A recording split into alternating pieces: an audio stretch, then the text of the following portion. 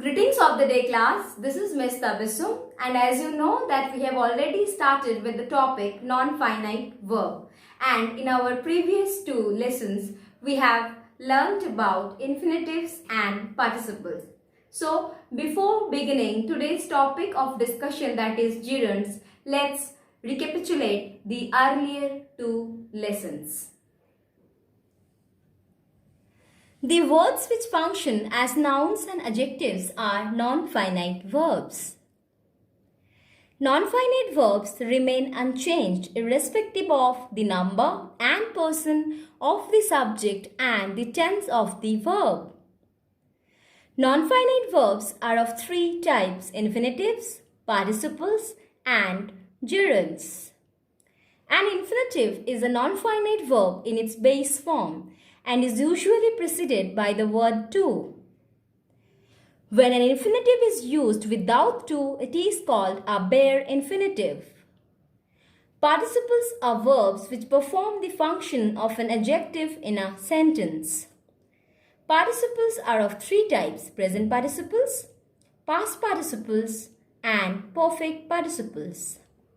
So, let's move to our today's topic of discussion, that is gerund. So let's see the definition. Gerunds are verbs which perform the function of a noun in the sentence. So when we use verb in place of a noun, then it is called a gerund. Remember, for participles it is like that it functions as an adjective, whereas gerunds, it functions as a noun. How we form a gerund? The structure of gerund, that is, we add ing with verb's first form and use it as a noun. So verb plus ing and it will perform the function of a noun. Now the uses of gerunds: they can act as a subject in a sentence, as an object in a sentence, and as a complement of to be verb. Gerund as a subject. Examples: dancing can help increase one's fitness. Here, dancing is the subject of the sentence. We know that subject can be either a noun or a pronoun. But we all know that dancing is a verb, right? But here in this sentence, dancing behaves as a noun. So, we have already learned that whenever we use verb in place of a noun, then it is called a gerund. Thus, dancing is a gerund here. Swimming is a good exercise. Reading helps a lot in learning new things. So, swimming and reading is a gerund which acts as a noun in the sentence. Writing is a form of expression of one's thought. Writing here is the subject of the sentence, and as it is acting as a noun, or it is performing the function of a noun, and thus it is a gerund. Gerund as an object. Nirvi loves dancing. She likes swimming. Mr. Rao enjoys reading. That is a good painting. Dancing, swimming, reading, painting is a gerund because it acts as an object in the sentence. Gerund can act either as subject, object, or complement in a sentence. Now gerund as a complement of to be verb. Now what is complement? Words which help to complete the meaning of the verb is known as complement.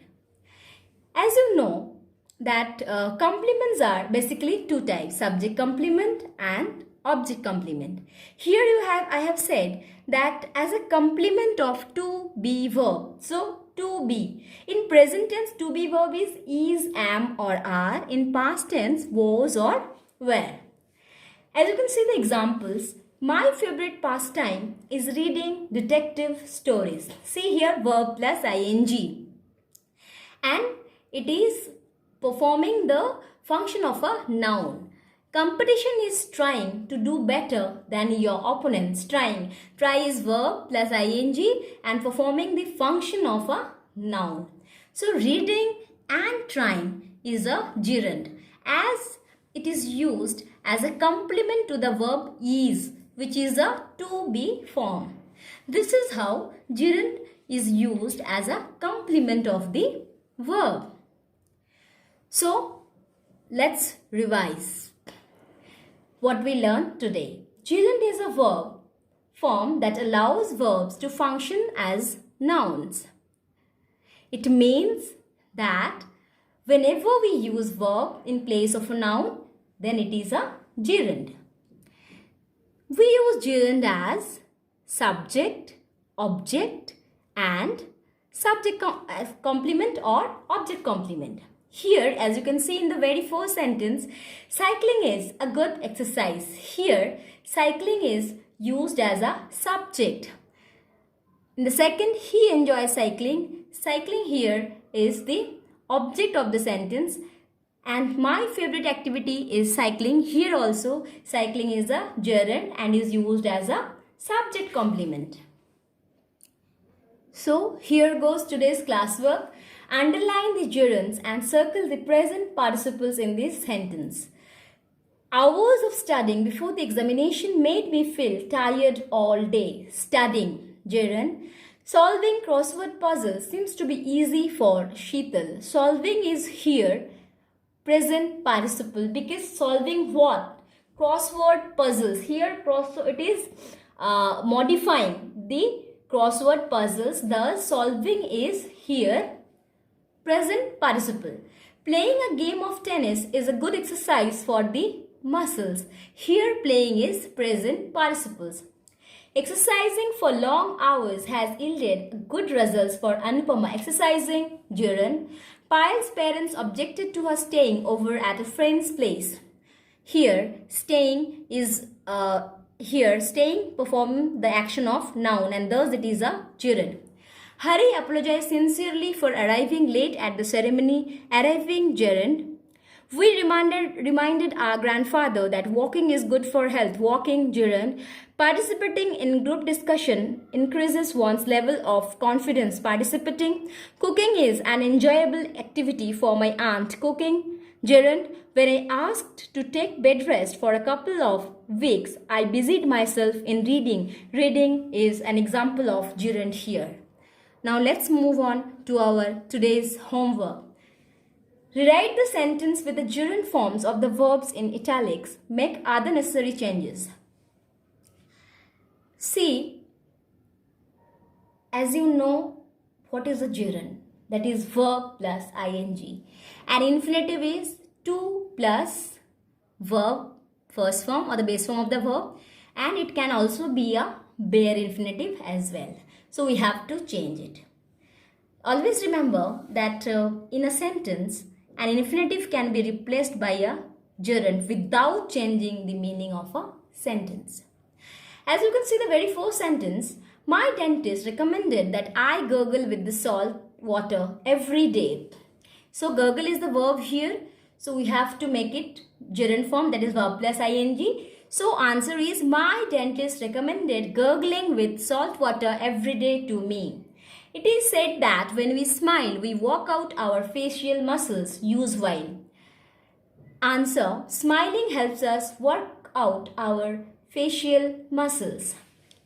Third, my brother loves to read science fiction. To read will become reading. My brother loves reading science fiction. I like to cook Chinese dishes on the weekend. Answer, I like cooking Chinese dishes on the weekend. See here, gurgle, gurgling, smile, smiling, to read, reading, to cook, cooking. When you listen to music, you activate certain sections of your brain. So, listening to music activates certain sections of your brain. To learn a new language is not easy. Learning a new language is not easy. To learn, learning.